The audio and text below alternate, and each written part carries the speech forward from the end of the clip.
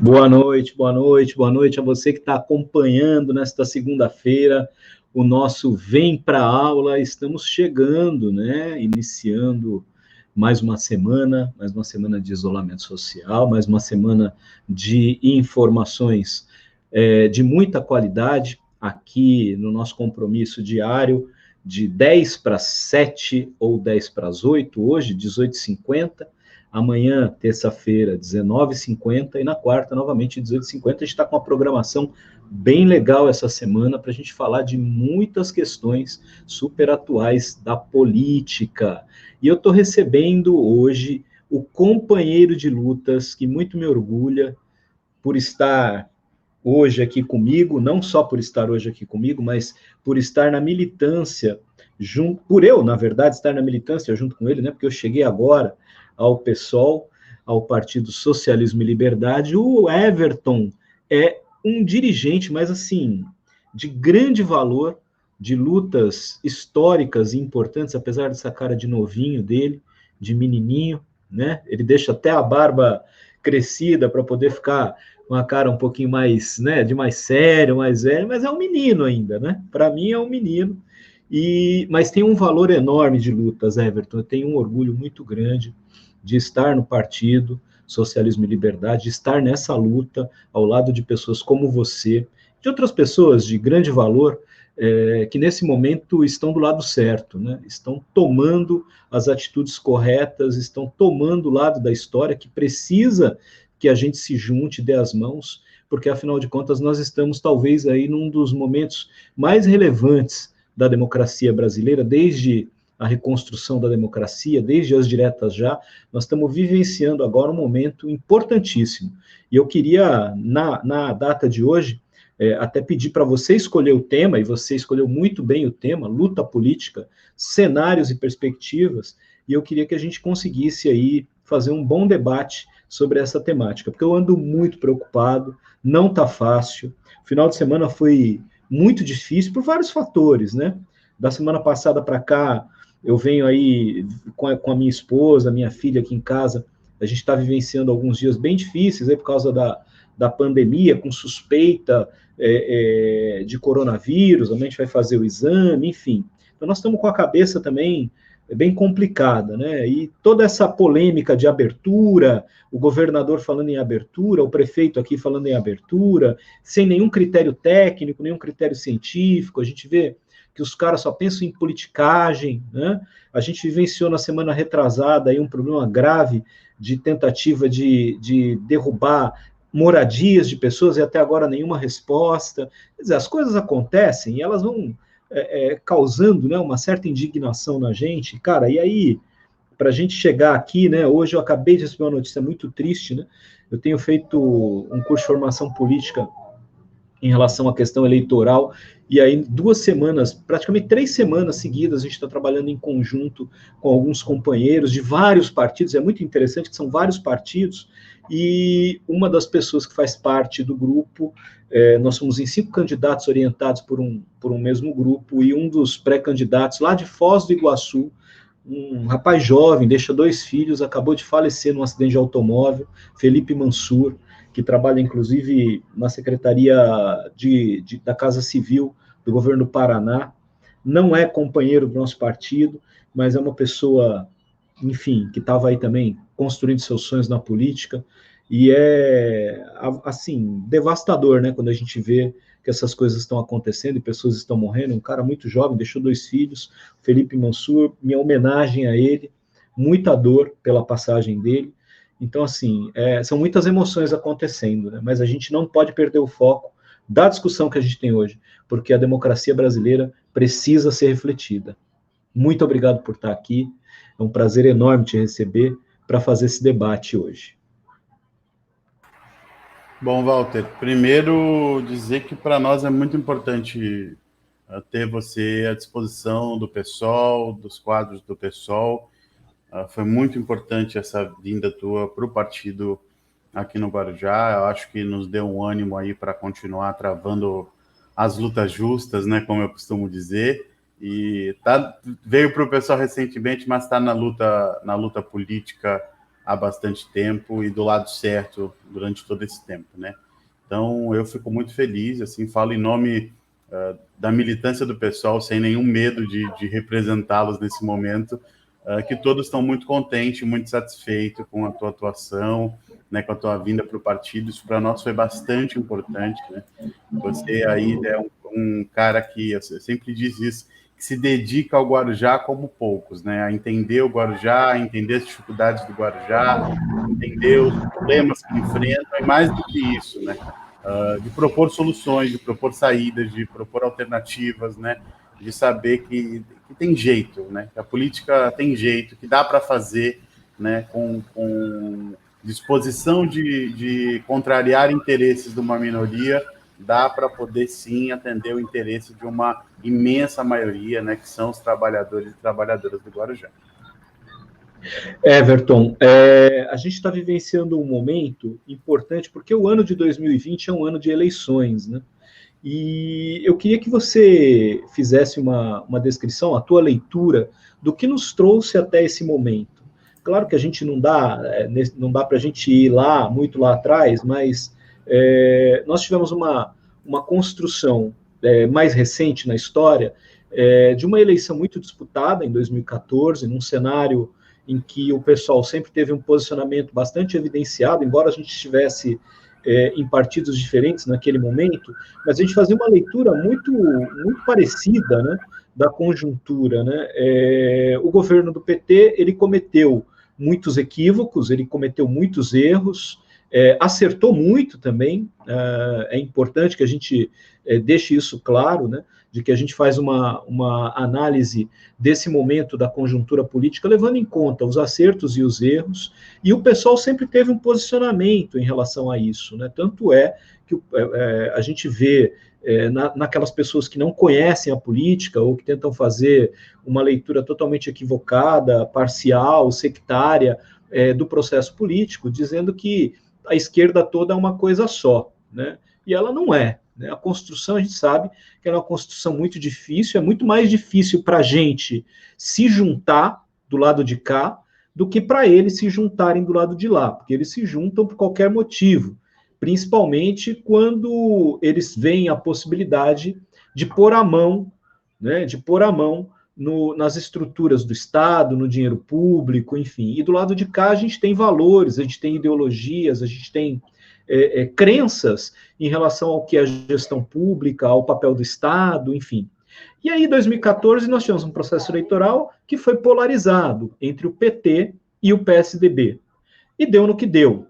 A Dilma vence a eleição, em 2015 começa aliás, já no final da eleição, né, a gente vê uma tentativa do Aécio Neves e do PSDB de questionar o resultado eleitoral, que já era uma tentativa de desconstruir a democracia ali, né, de um começo, né, ele tem um pouco da mão do PSDB nessa história, né, porque eles vão questionar o resultado da eleição, e a gente acabou vendo a situação caminhar para o que caminhou, né? Teve um impeachment, um golpe de 2015, e a gente está vivenciando agora um governo neofascista, proto-fascista, enfim, um governo autoritário, um governo que não tem representatividade nas demandas da sociedade, sim em grupelhos, né, que se constitui aí como uma ameaça muito grave à democracia e também à vida das pessoas, né, um governo genocida, é um governo que tem trabalhado pela destruição de uma série de valores que nós demoramos muito tempo para construir, como a defesa do meio ambiente, a proteção às minorias, a proteção aos indígenas, ao reconhecimento de direitos, ao reconhecimento da luta por direitos, não só de direitos, mas também da luta por direitos, porque muitos direitos ainda não foram consolidados, mas a luta sempre foi respeitada e tem uma desconstrução até da luta, quer dizer, estão proibindo as pessoas de lutarem pelos seus direitos. Esse governo, que tem tudo de mais nefasto que a política podia trazer, está aí empoderado por uma quantidade grande de votos, pessoas que votaram baseadas em muitas mentiras, nas fake news, uma nova forma de política. E agora, em 2020, a gente está entrando num cenário de disputa eleitoral novamente. Eu queria que você falasse o que nos trouxe até aqui que elementos disso tudo, desse golpe arquitetado lá atrás, ainda está enraizado nesse processo e vai produzir frutos ruins ao longo desse ano de 2020 e que a gente precisa combater. E de que maneira, ao longo da nossa conversa, eu queria falar um pouco sobre isso, de que maneira que a gente tem que se preparar para enfrentar isso, para lidar com isso e confrontar esse projeto. Muito bom, Walter. A primeira coisa que eu acho que vale a pena a gente deixar claro é o PSOL, ele é filho de uma derrota da classe trabalhadora. Ele nasce de uma grande derrota da classe trabalhadora, que é o fim do PT como alternativa combativa de classe de enfrentamento. Por que eu digo isso? Eu digo isso sem nenhum medo de parecer antipetista, no sentido de que eu tive em todas, literalmente todas as manifestações na capital de São Paulo, em Brasília, contra o impeachment da Dilma, protagonizei a importante ocupação e denúncia sobre o triplex nas Astúrias, então eu falo isso com muita tranquilidade.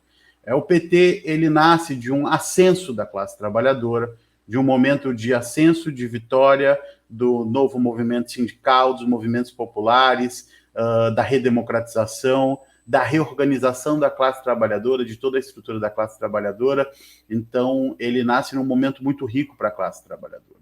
O PSOL enfrenta uma dificuldade enorme, porque ele não nasce num momento de ascenso da classe, de organização da classe. Ele nasce de uma grande derrota, que é, em 2003, o Lula propor uma reforma da Previdência que atingiria os servidores públicos. O PSOL é filho de uma derrota chamada Reforma da Previdência.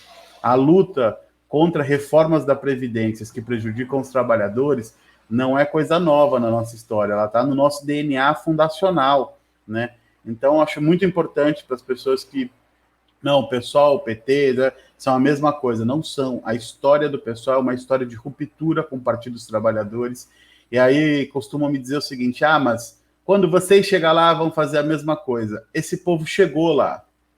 Eles chegaram ao poder. Eles estavam no partido que tinha a presidência da República.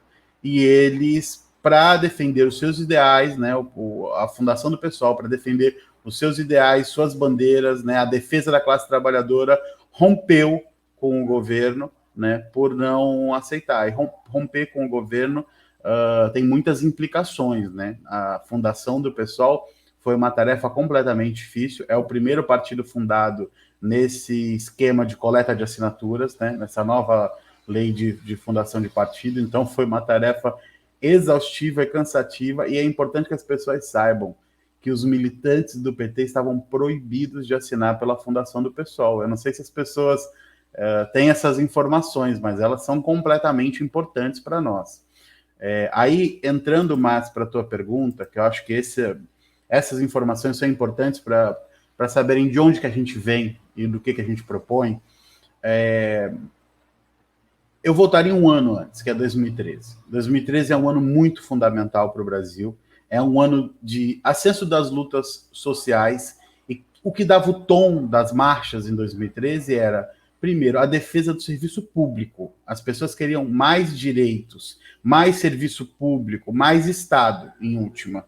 Não Estado com violência, mas serviço público que só pode ser garantido pelo Estado. Educação, saúde, transporte, segurança.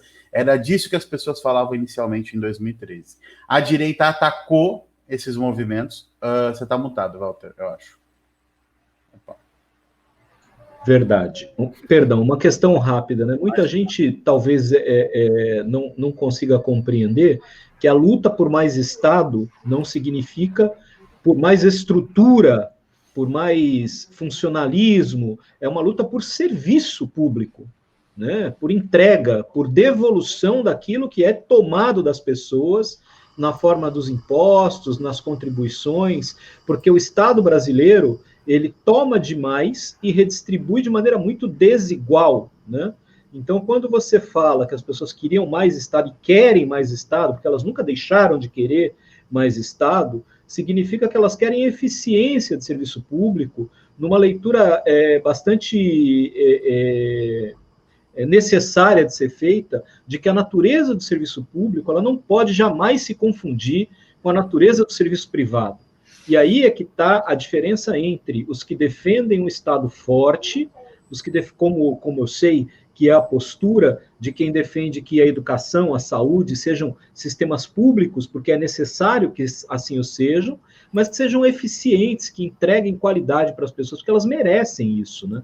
Então, lá em 2013, quando você fala que as pessoas queriam mais Estado, elas queriam mesmo, né? Só que vendem uma ilusão de que o Estado é ineficiente, de que o privado é melhor, de que privatizar é melhor, e é nesse campo aí que está a grande luta, né? Eu queria que você seguisse, mas faço questão de fazer esse registro.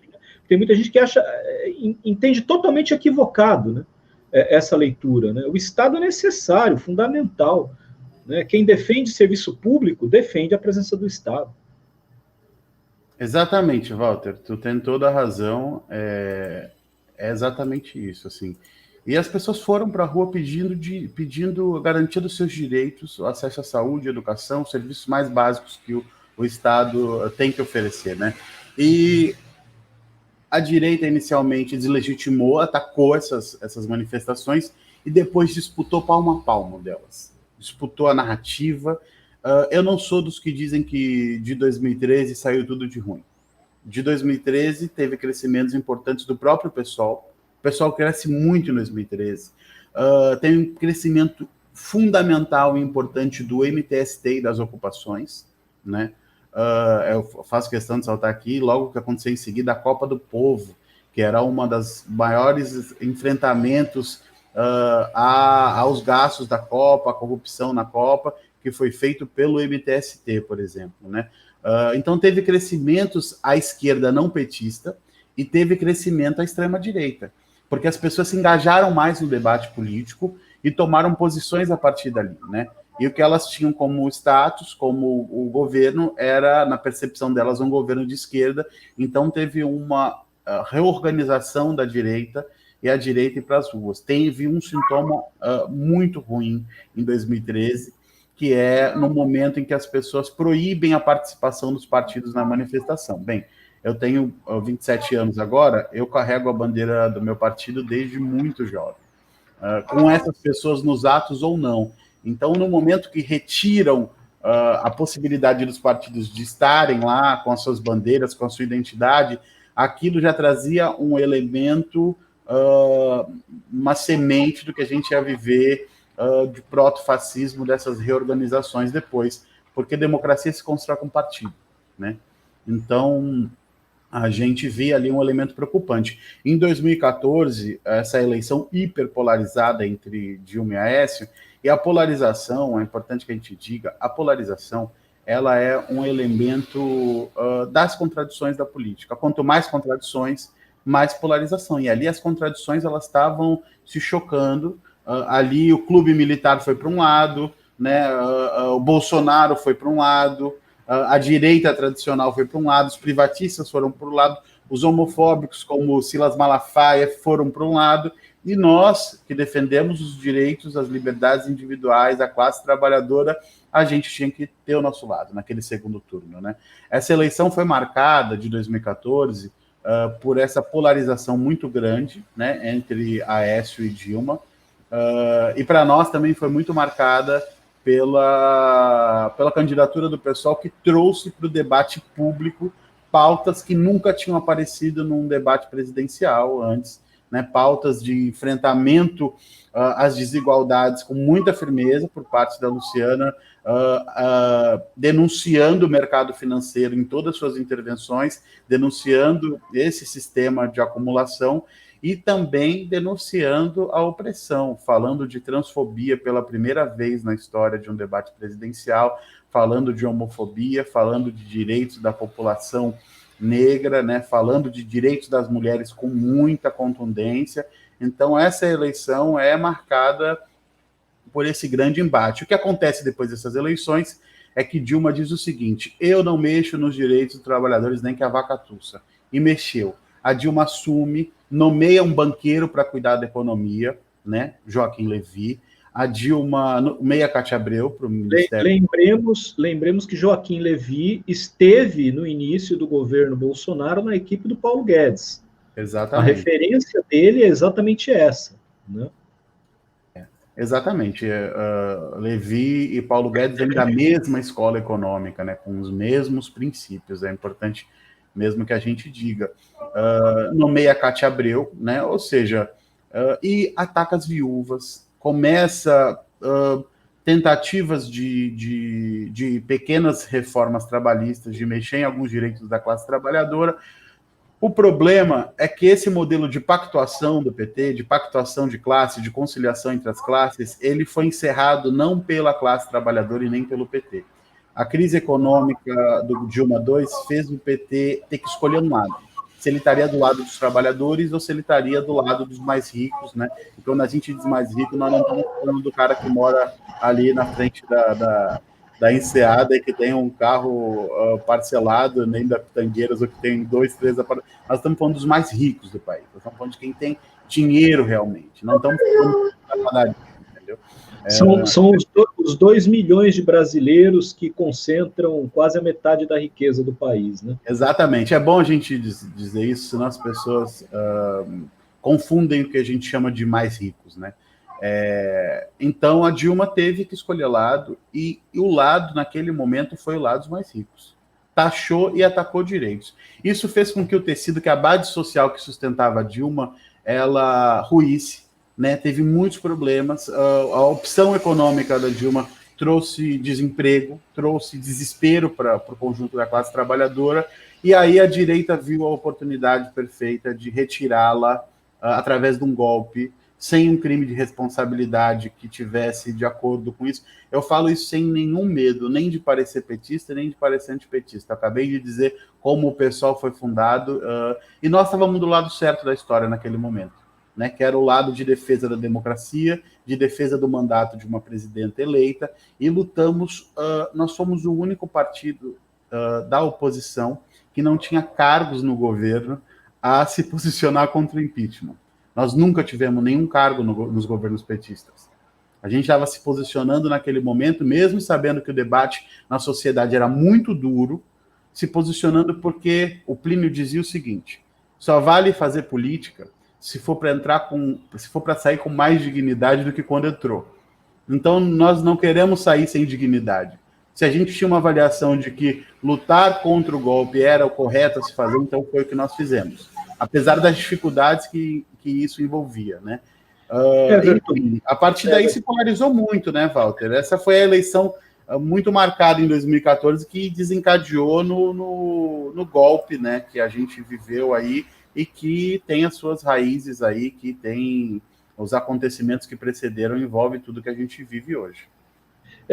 A questão talvez determinante, né, nessa leitura que você faz, ela está muito além da análise política, né? Ela é uma questão de estrutura econômica mesmo, né? A escolha do governo Dilma, porque as bases da economia elas foram consolidadas na implantação de um projeto que eles chamam aí de tripé macroeconômico, com a reforma econômica conduzida lá atrás pela equipe do Plano Real.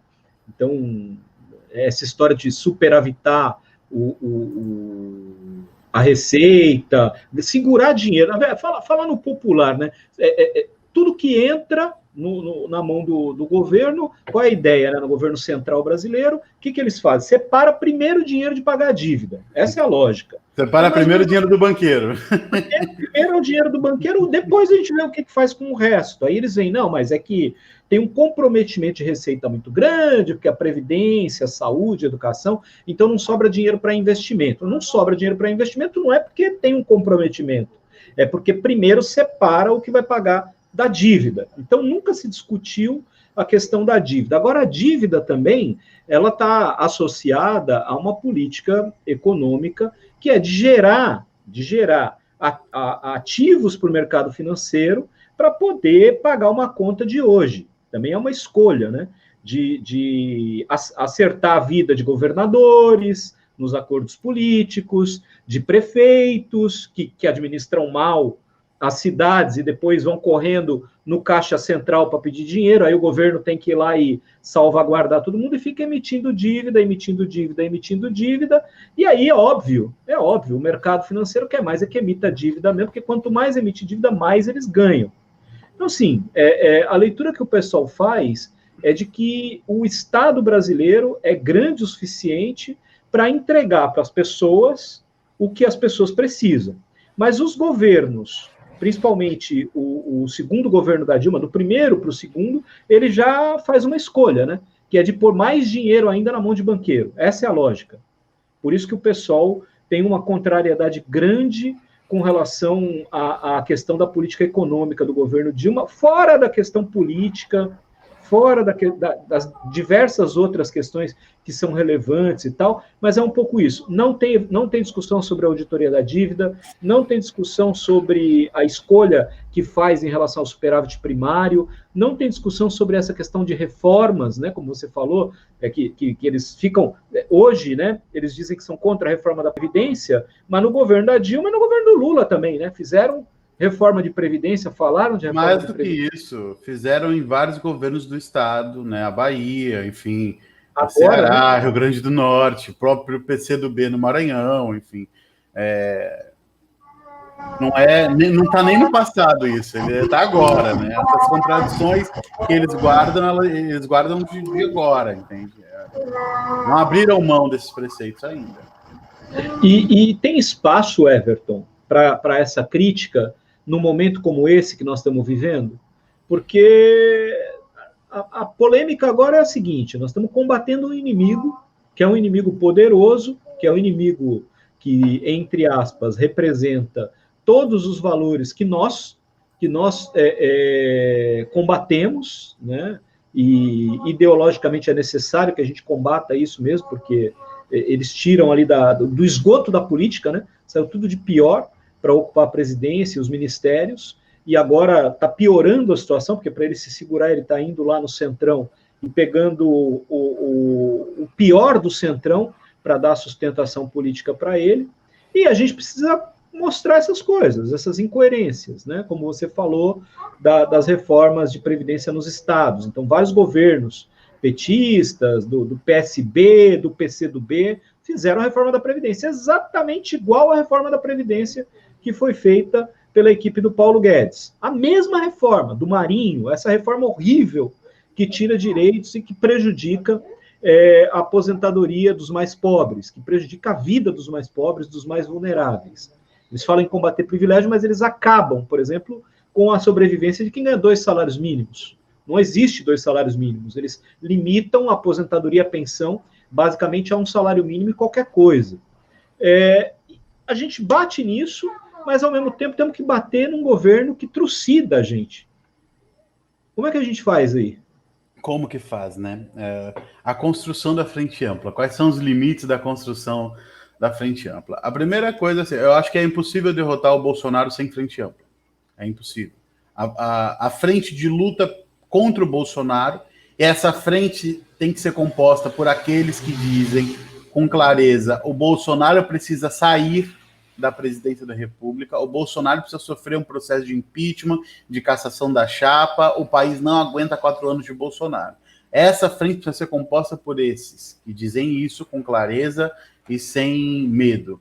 Agora, isso está ligado, essa luta contra o Bolsonaro, do nosso ponto de vista, ela está ligada, nesse momento, sem dúvida, com o enfrentamento da pandemia. Enfrentar Bolsonaro é enfrentar a pandemia, né? E está ligada também ao enfrentamento de que quem vai pagar a conta dessa crise. Nós não queremos tirar o Bolsonaro para que os trabalhadores e trabalhadoras continuem pagando a conta dessa crise. Para nós, a luta contra o Bolsonaro envolve também uma disputa de programa econômico, de projeto de país, de enfrentamento, né? Então, vai ter que caber essas críticas, porque eu tenho 27 anos só. Desde que eu comecei a militar, eu escuto por parte do social-liberalismo, da centro-esquerda do país, de que não é hora de fazer crítica. não era hora de fazer crítica porque o PT era governo, depois não era hora de fazer crítica porque o PT estava enfraquecido, depois não era hora de fazer crítica porque a Dilma estava no primeiro mandato, depois não é hora, nunca é hora de fazer crítica. Nessa perspectiva, nunca é hora de fazer crítica. Por quê? Porque o enfrentamento da direita mais puro sangue, ou neste momento da direita neofascista, com a centro-esquerda, ele é permanente. Então, esse enfrentamento ele não pode significar que a gente não diga para as pessoas o que precisa ser dito, né? Então, a nossa tarefa é essa. Frente com o PCdoB, frente com o PT, frente com o PDT, frente com os partidos do campo progressista, com a rede e tal, para questões específicas. Não são frentes eleitorais necessariamente. Na maioria das vezes não são. São frentes para a luta, para o enfrentamento concreto, para ações concretas contra o governo. Essa é a frente que a gente acredita, uma frente de lutas, que unifique os... Eu estou falando de partidos aqui, mas essa frente, para nós, ela envolve o movimento de mulheres, envolve o movimento social, envolve o forte movimento sindical, quantidade de trabalhadores e trabalhadoras da educação que se engajam nesse movimento. Então, essa é a frente que a gente precisa para derrotar o Bolsonaro. Ela não é necessariamente uma frente eleitoral. Nós não podemos abrir mão do nosso projeto político em nenhum momento. A unidade contra o fascismo ela é completamente importante, mas ela não pode significar sobreposição de projeto, né?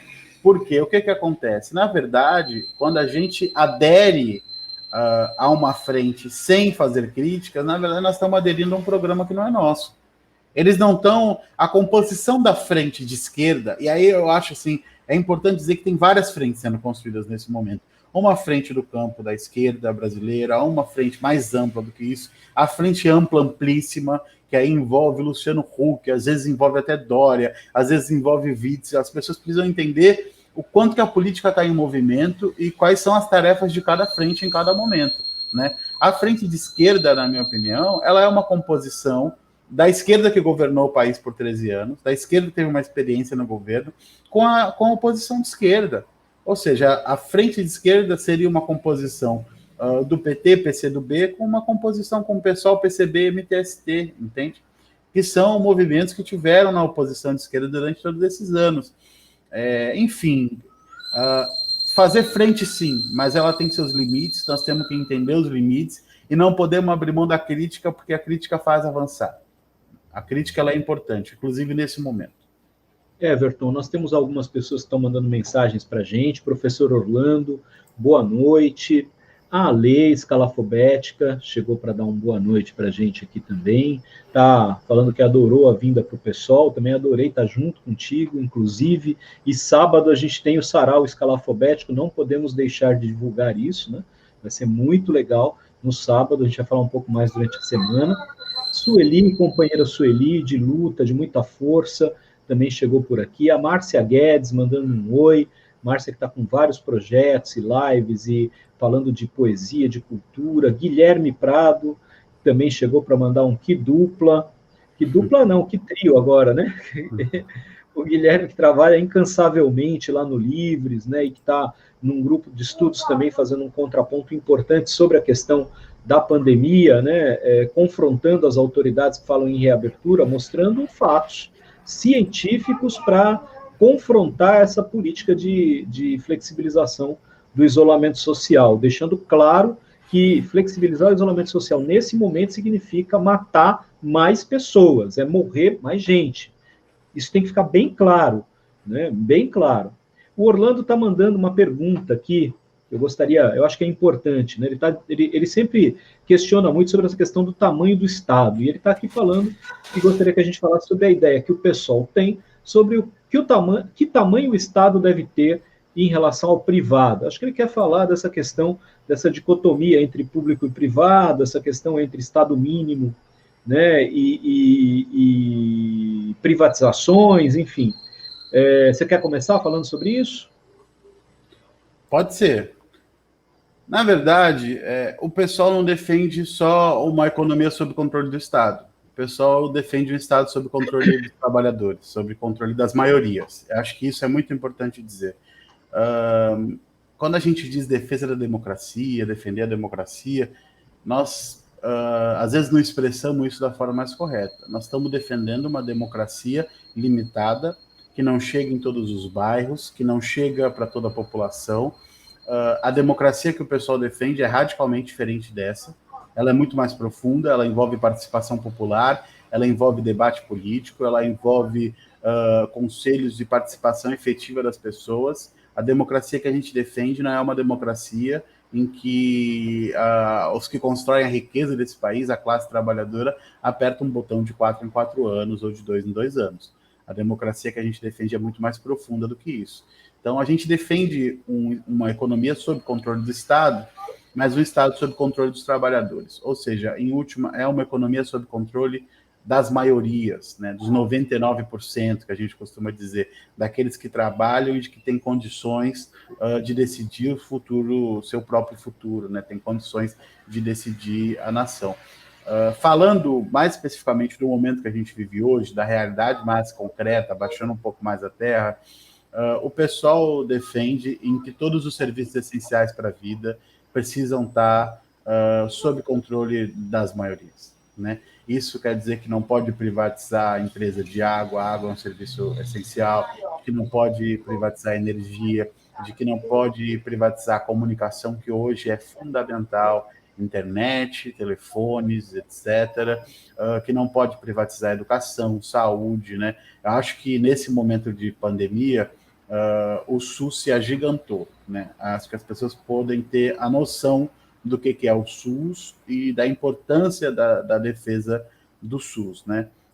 Nessa perspectiva, assim, o privado e o público, eles mostram a sua diferença de efetividade muito concreta e também da interferência das empresas privadas em desmontar e de tirar a qualidade do serviço público para que as empresas e o privado pareça mais atraente. Mas na hora que o bicho pega, na hora de um tratamento de um câncer, na hora de uma pandemia, na hora de aqueles que vivem na lógica do lucro, na lógica do capital, eles não têm condições de dar resposta para as maiorias. Então, é completamente essencial um Estado forte, com serviços públicos e um sistema de serviços de qualidade. Nesse sentido, porque quando a gente fala de Estado grande ou de um Estado maior, ele também pode ser... Eu acho que o Bolsonaro, por exemplo, tem um Estado gigantesco. A quantidade de intervenção violenta que o Estado tem feito mostra um Estado grande também. Mas o Estado grande para reprimir manifestações, para intervir nas favelas e nas comunidades com violência, para intervir em investigações, uma grande renomeação da Polícia Federal asquerosa. Isso é um Estado grande também, não é um Estado fraco, mas é um Estado grande para oprimir, para tirar direitos e não para trazer direito para as pessoas, né? Acho que essa dicotomia quebra até um pouco assim nesse sentido. Eu acho que tem até uma outra questão importante, Everton. Aliás, eu gostaria de fazer duas ponderações em relação ao que você comentou. A primeira delas, trazendo também para uma leitura do âmbito do município, mas passando pela questão do governo federal. Você fala que o SUS, nesse momento, demonstra para todos os que falam de um Estado mínimo, o quanto que isso é complexo, né? Porque, ao mesmo tempo, muita gente defende que a iniciativa privada é o caminho, é a solução para resolver os problemas de gestão. A gente tem problemas, sim, de gestão no setor público, há um problema gravíssimo de gestão nas diversas funções que o Estado precisa pôr à mão para entregar qualidade de serviço. Ele entrega serviços ruins, ele entrega serviço ruim na saúde, sim, ele entrega serviço ruim na educação, ele entrega uma segurança ruim, porque não é uma segurança para as pessoas, não é uma segurança para a classe trabalhadora, é uma segurança de patrimônio, e quem mais tem patrimônio não é a classe trabalhadora, né? Não é a maioria, a polícia não serve à maioria, isso precisa ficar muito claro. A polícia que bate, que mata as pessoas nas periferias, não é uma polícia que atende a comunidade, que atende a sociedade. Isso tem que ser claro, clarificado. Então, a gente precisa mudar essa dinâmica. Mas a escola sem qualidade, ela também não atende a maioria. E muitas vezes a escola sem qualidade, ela só acontece porque os cargos de gestão não são cargos tecnicamente qualificados e que chegaram lá à função por uma questão mesmo de melhoria do serviço de qualidade educacional, mas sim porque são apadrinhados políticos. Na maioria do Brasil, mais de 80% dos cargos de gestão nas escolas do nosso país são cargos de gestão nomeados por políticos. Então, se a gente não resolver isso, a gente não vai conseguir resolver a qualidade da educação. E no SUS, o presidente montou um governo para desmontar o SUS. Ele montou um governo para desmontar o SUS. Ele pegou o ministro que vinha para privatizar alguns serviços do SUS, para desfazer o financiamento do SUS, que já vinha uma desconstrução do SUS há algum tempo. Nós temos algumas conversas aqui mostrando isso. O número de leitos SUS, ao longo dos últimos 10 anos, diminuiu. E em 2015, quando eles fizeram a PEC da morte, que eles limitaram o investimento público, que, aliás, é uma outra questão importante, né? Limitaram o investimento público na saúde e na educação, os investimentos sociais, eles falaram, não pode gastar com saúde e educação, tem que diminuir o gasto com saúde e educação. Aliás, investimento, né? Eles chamam de gasto, o que na verdade é investimento. Esse ministro veio para destruir o SUS. Aí vem a pandemia, e eles percebem que não vão conseguir destruir o SUS por conta da pandemia. Então, o Bolsonaro, ele nega a pandemia até o fim, porque a intenção dele é fazer com que o SUS não funcione, para que ele entregue a gestão do SUS para a iniciativa privada. Então, esse é o fundamento desse governo que está aí, e é contra isso que a gente tem que lutar. E não diferente disso, né, Everton, nos municípios está acontecendo isso, né? A gente vê que no município de Guarujá, por exemplo, nós vivemos com uma dificuldade enorme de estrutura de saúde. As pessoas, elas ficam a vida inteira esperando uma consulta que nunca conseguem. Pessoas morrem sem ter diagnóstico da sua doença. Crianças que não têm atendimento pediátrico no bairro precisam se deslocar para uma única unidade de saúde onde atende pediatria. E aí o prefeito vai lá e pega uma fortuna de dinheiro e constrói um hospital provisório, com uma fortuna de dinheiro, para daqui a 3, 4 meses desmontar tudo isso e tudo aquilo que foi gasto se perder. Claro, é necessário para salvar vidas e tal. Só que eles encontraram o dinheiro nesse momento, o dinheiro que faltava para melhorar a infraestrutura da saúde, para atender as pessoas no seu cotidiano, no seu dia a dia. Onde está o segredo de ter um Estado forte, de ter um Estado que funcione? Priorizar. Porque se, em vez de pegar esse dinheiro e entregar na mão dos comparsas deles, que isso é coisa de comparsa, isso é quadrilha de gente que rouba dinheiro público. Esses políticos, eles roubam o dinheiro da gente. Esses caras, eles escolhem a OS, organização social, eles contratam essas OS pagando milhões para pagarem um salário de fome para os servidores, para os funcionários deles, não pagam os direitos trabalhistas e depois eles pegam a mala de dinheiro deles, vão embora e deixam um rombo na cidade, nas costas da população. Atendem mal a todo mundo. Então, eles não entregam um serviço de qualidade. Então, está aí o problema do setor público. Precisa arrumar isso. Agora, para arrumar isso, não pode ter esse tipo de compromisso. Nem com esquema de quadrilha de ladrão de dinheiro público, porque é isso que muitos desses políticos são, ladrões de dinheiro público, e fazem muito bem feito esse roubo, porque depois a estrutura judicial também acaba cobertando essas quadrilhas, né? E nas telecomunicações, eles privatizaram. Eles privatizaram as telecomunicações lá nos anos 90, a gente lutou contra isso, que eu lembro como se fosse hoje. Nos anos 90, eu lembro de lutar contra a privatização do sistema de telecomunicações. E nos convenceram não, né? Mas tentaram nos convencer, convenceram muita gente de que seria melhor. E hoje, o que a gente está vendo? Uma alta dependência das telecomunicações, que estão nas mãos de quem?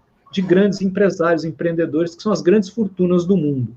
Se a gente tivesse mantido serviços de telecomunicações nas mãos do Estado e fortalecido o investimento em tecnologia, hoje a gente poderia estar garantindo um microchip, um celular, para todo cidadão e cidadã que precisa de educação e não tem.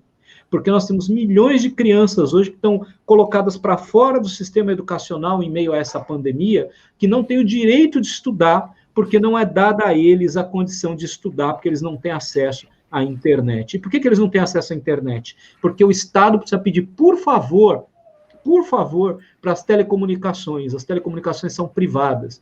O Estado precisa pedir, por favor, para não aumentar a tarifa de luz, porque a luz é privada. Então, eles privatizaram a vida das pessoas. Porque quando privatiza a luz, quando privatiza a água, a Sabesp é privatizada, privatiza a água, privatiza a luz, privatiza o esgoto, eles pagam bilhões para esses caras que compraram essas empresas a preço de banana, Everton. E a gente hoje vive aqui, entre aspas, nadando na praia em meio ao cocô.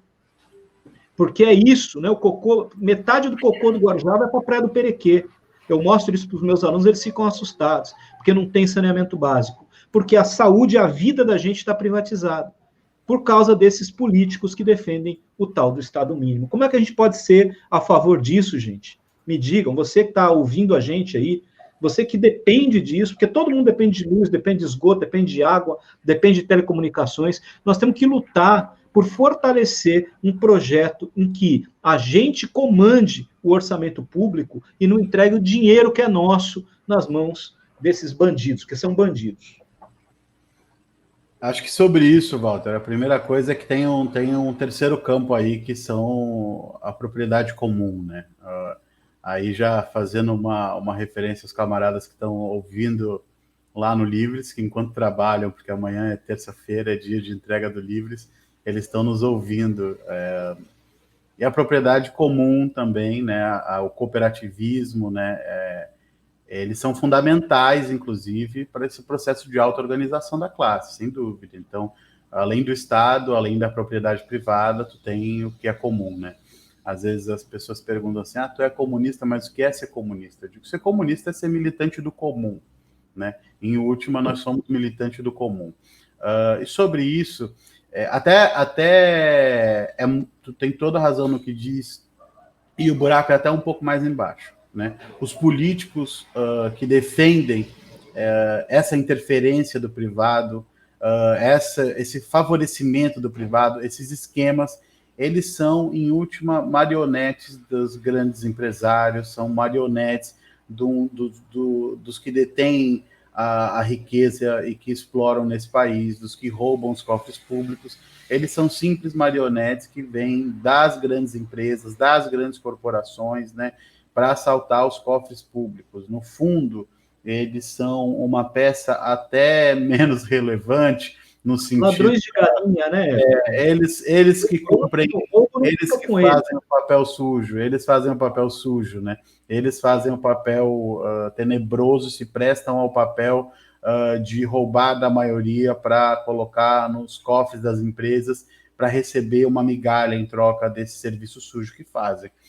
Uma migalha no sentido do montante geral do que é desviado, né? Não do sentido dos nossos salários, porque comparado aos nossos salários é muito dinheiro, né?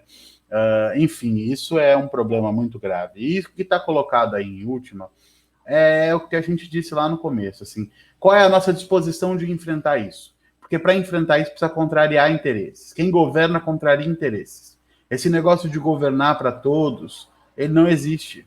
Porque os interesses na sociedade, eles são contraditórios, eles têm contradições, eles guardam contradições muito profundas. Então, ou você tem que fazer uma decisão, governar para as maiorias ou governar para um seleto grupo, falando assim em âmbito da cidade, do pessoal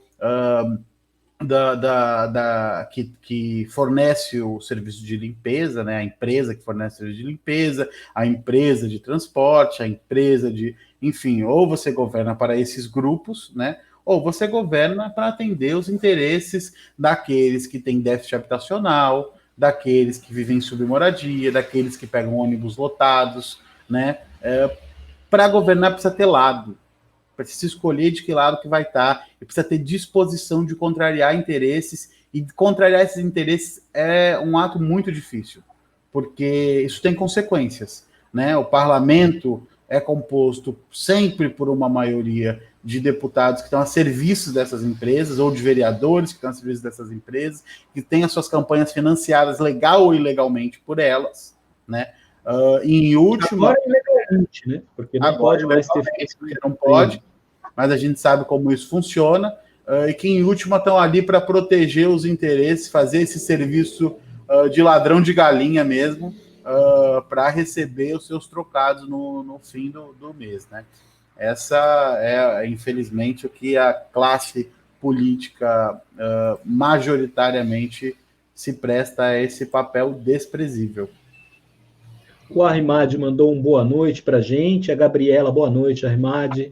A Gabriela também passou por aqui. Ela deve ter colocado um emoticon ali, não dá para ler. O Társito está mandando um boa noite, avisando a gente aqui que gosta muito do debate. Sempre bom ver uma live com mentes pensantes, extrema franqueza, com conhecimento e estudo sobre o que falam. A Maria Tereza está chegando aqui para falar um oi. Olha ali, Maria. Aqui, ó. Aqui assim. A Gabi está falando... ele está mandando para a Gabi assistir a gente, né? A Milena mandando um boa noite, Milena, está lá também trabalhando, né? O Tarso, na minha singela opinião, o Estado deve ter o tamanho suficiente para conter as explorações do mercado, o Estado deve estar presente para conter preços, taxas, contratos abusivos e etc. É a história do Estado, o Estado médio. É como se fosse possível ter um Estado médio, Tarso. Eu também já entrei numa dessa daí e não tem como. É um pouco como o Everton falou mesmo. Não tem como. Ou você tem lado ou você não tem lado. Né? Ou tem Estado, e um Estado sob o controle da classe trabalhadora, ou o Estado vai estar em disputa e vai ser controlado por quem está controlando ele, porque eles não querem um Estado mínimo, eles querem um Estado a serviço deles. E a gente também não... Não é entender isso? Também, Walter, assim, de onde nasce o Estado e por que nasce o Estado. O Estado não é uma instituição neutra. O Estado é uma instituição que nasce para garantir os interesses da nova classe dominante, né, depois da Revolução Industrial, né, que é o interesse da burguesia. O Estado é um Estado burguês, isso tem que estar muito claro para nós. Assim. O Estado é um instrumento de defender os interesses da classe dominante hoje. A gente disputa dentro dele, a gente faz propaganda dentro dele, ele guarda contradições, é importante essa disputa, é possível fazer coisas ali, mas nós temos que ter clareza do papel geral do Estado, de como ele nasce, para que ele costuma servir. Em última instância, ele vai estar sempre em disputa. Em última instância, ele vai estar sempre em disputa, né? O Guilherme está falando, como devemos reagir diante do relaxamento da quarentena do Dória? Devemos estimular as pessoas a manter o isolamento na medida em que podem? O que podemos fazer?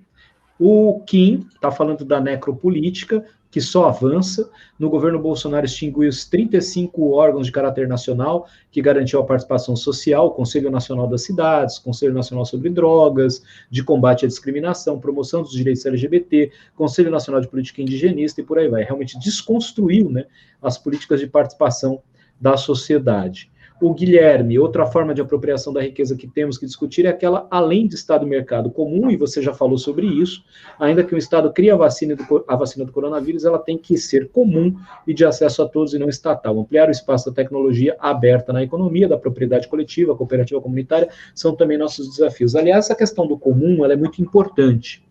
E muita gente não compreende como é que pode se dar um enfrentamento a esse capitalismo, e eu gosto muito dos estudos que o Guilherme publica e dos comentários que ele faz, da necessidade que a gente tem de pensar numa economia mais solidária. Não tem como enfrentar esse sistema capitalista se a gente quiser se apropriar da mesma forma como ele organiza a economia, e a gente não fizer uma mudança, né, nessa maneira de entre aspas, né, produzir e, ao mesmo tempo, distribuir as riquezas. Né? O que o Livres faz é um pouco isso. Né?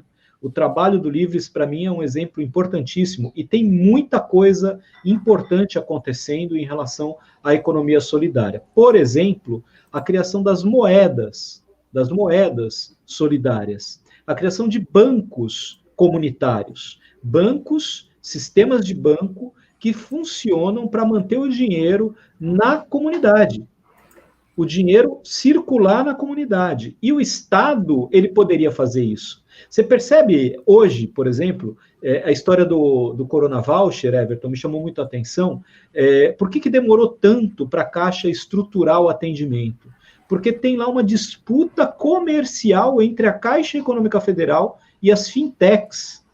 Os bancos que queriam e têm hoje uma condição de entregar o dinheiro mais rápido para os trabalhadores, com essas maquininhas de cartão e tal, né, queriam entrar nessa história para poder facilitar a chegada do dinheiro na mão de todo mundo, e a Caixa Econômica Federal falou que não.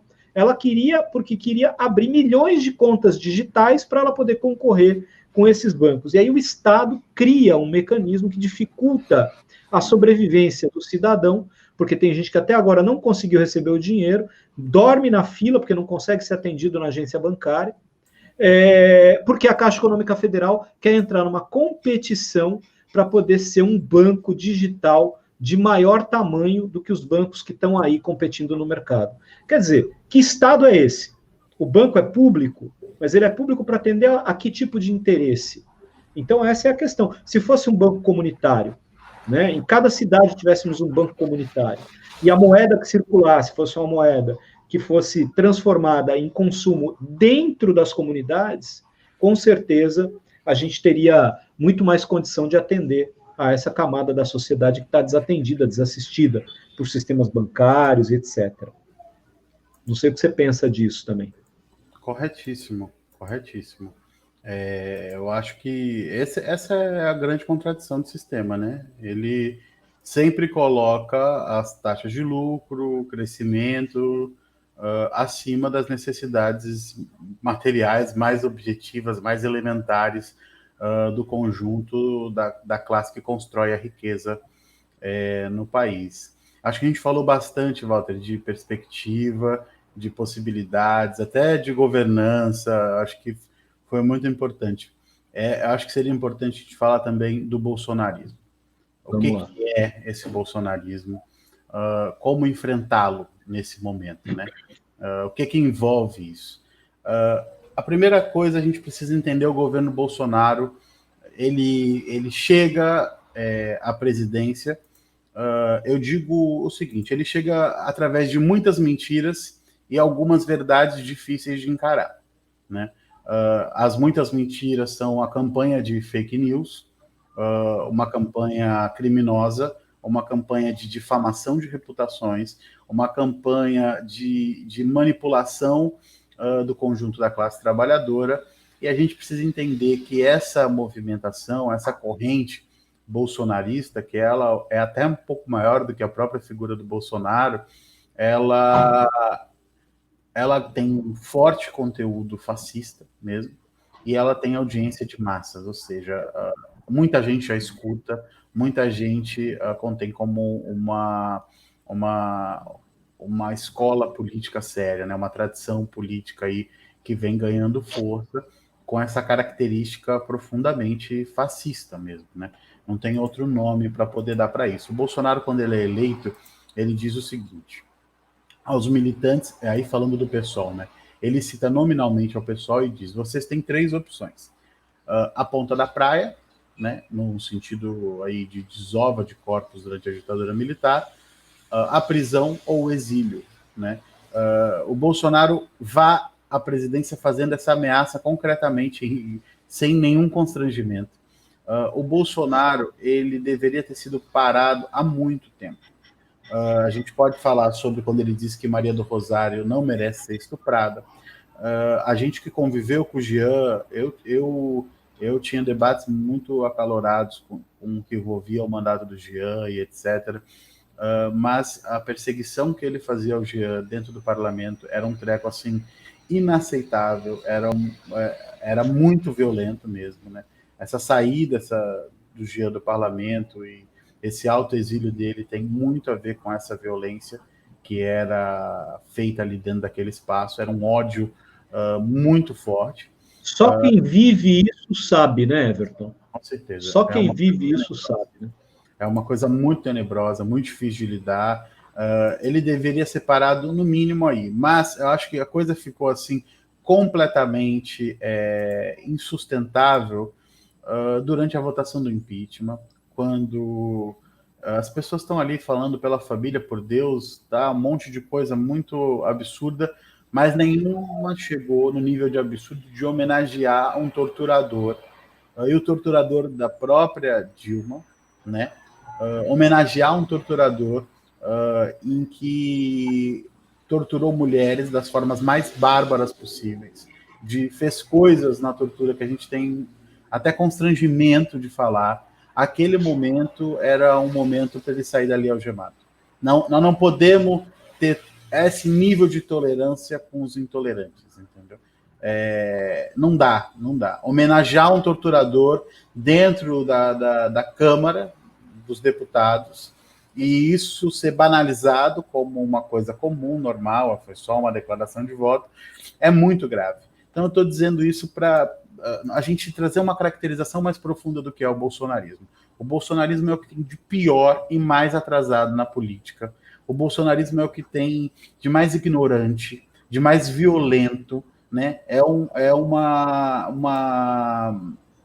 tradição política que se envolve com o fascismo, que se envolve com as ideias mais brutais que ganharam forma e coro de alguma maneira na sociedade, e ele chega ao governo com uma composição que era o liberalismo radical do Guedes, né? O neoliberalismo puro e duro, de desmonte completo do Estado, de ataque aos trabalhadores, de ataque às pequenas e médias empresas, que ele deixou muito claro ontem, porque às vezes o pequeno e médio empresário vê o Guedes falando e o Bolsonaro acha que estão falando dele como empresário. Não estão, eles não estão preocupados com vocês, eles não estão nem aí para vocês são peso, vocês são gasto, vocês não têm retorno que eles esperam que tenham. Então, ele atacou, ele chega com esse neoliberalismo mais duro, ele chega com alguns setores. O setor econômico liberal, radical, com o setor militar, naquele momento, com o setor ideológico,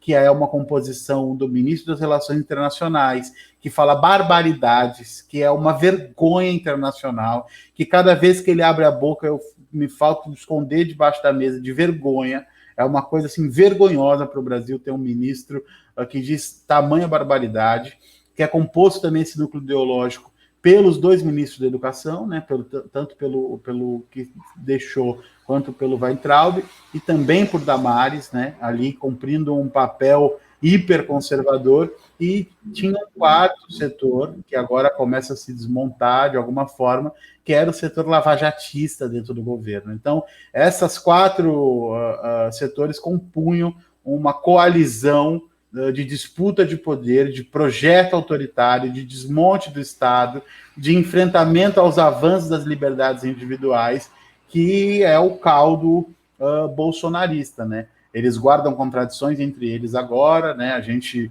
vê a saída do Moro, que cumpriu um papel muito nefasto de destruição do patrimônio nacional, sem nenhum cuidado, inclusive, cumpriu um papel muito difícil de ser defendido, né? E que agora ele amarga, né, as fake news, amarga campanha de caluniação que vem dessa máquina de ódio do Bolsonaro.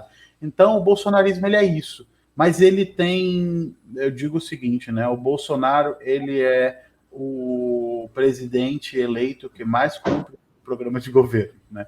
Ele realmente é o programa máximo mesmo. Ele está fazendo o que ele disse que ia fazer. Ninguém pode dizer, não, mas o Bolsonaro falou em liberar armas, o Bolsonaro falou que não tem emprego com direitos, que é só emprego sem direitos, o Bolsonaro falou em desmonte do Estado, o Bolsonaro ele é uma pessoa tão covarde que todos teriam que se adaptar à agenda ideológica dele. Exatamente. Né? Falou abertamente sobre tudo isso. E ele é um sujeito, uma figura tão covarde, que ele não foi aos debates presidenciais. As pessoas tinham outra opção, né? Todas as divergências dela, você tinha ali de Meirelles, né, ao Alckmin, você tinha o Guilherme Boulos, nosso candidato, você tinha o Haddad, você tinha Marina Silva, você tinha uma série de candidatos ali que, com suas divergências, iam ao debate público, democrático, e ainda assim Bolsonaro foi eleito com essa campanha de mentiras. E as verdades difíceis de engolir, que eu digo, é a verdade de que, infelizmente, o PT brincou com a esperança de uma maioria do povo, brincou com a esperança daqueles que lutaram e que defenderam e que elegeram o PT 4 vezes, entendeu? Porque o PT era eleito para fazer enfrentamentos, não era eleito para cumprir esse papel de conciliação. Nessa tarefa de conciliação entre as classes, quem sempre sai perdendo é a classe trabalhadora, né? A partir do momento que a correlação de forças entre os organismos de classe, o sindicalismo, o movimento popular, as organizações sociais, né, os movimentos até de cidadania, inclusive, etc., no momento que esses movimentos perdem força, a direita avança muito, e o PT teve papel, os erros do PT no governo teve papel fundamental na eleição do Bolsonaro. Nós não podemos fingir que isso não é uma verdade, ou de que nós não podemos falar disso. Essa é a verdade difícil de engolir para muitos. Para a gente não é, mas para muitos é. Então tem essa coisa.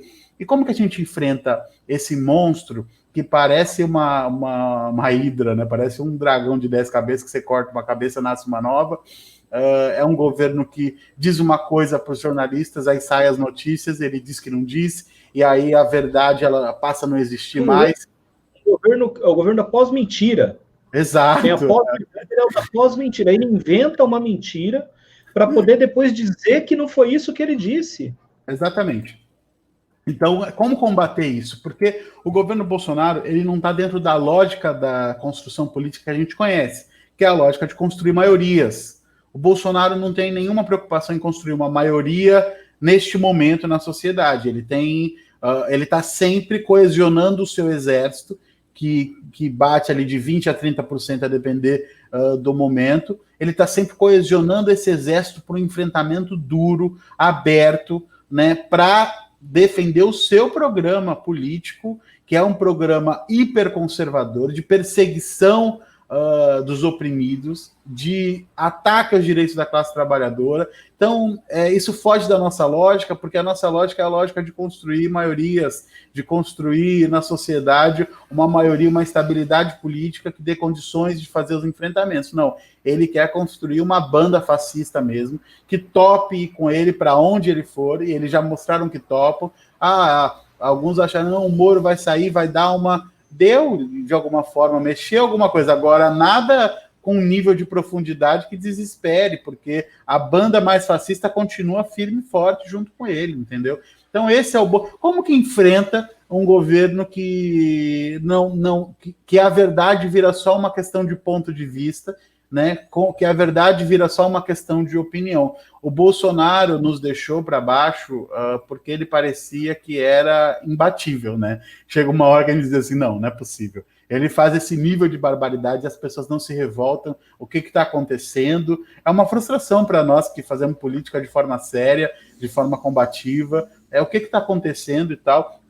Primeira coisa que, a partir do dia que o Bolsonaro foi para a rua, a Frente Povo Sem Medo convoca um ato no dia seguinte dizendo: a rua não é de vocês, nós estamos aqui, entendeu? Nós estamos dizendo o seguinte: vocês foram eleitos através das formas mais sujas possíveis e vocês vão ter que enfrentar uma oposição agora, né? E aí, meu caro, essa coisa assim trouxe muita angústia, até um nível de desespero para a esquerda, que ela foi retomando com as jornadas dos estudantes em defesa da educação, quando a gente toma as ruas de novo, ela foi retomando aos poucos. E eu tenho uma avaliação de que o governo Bolsonaro ainda está forte, ainda está atuante, ainda está no tudo ou nada, está apostando, está dobrando a aposta o tempo inteiro, mas que ele está fragilizado. Está fragilizado porque perdeu apoios importantíssimos, perdeu apoios que faziam parte da coalizão inicial, perdeu o apoio de muitos deputados eleitos pelo PSL que defendia Bolsonaro até o último minuto, né? Perde apoios de governadores de estados com um peso político muito importante, como o Rio de Janeiro, como Dória, apesar de todas as contradições que guarda Dória. Dória é o Bolsodória. Essa movimentação do Dória é oportunista. Dória fala uma coisa e faz outra na prática, até sobre o combate à pandemia, ataca, inclusive, os trabalhadores do Estado, né? Enfim.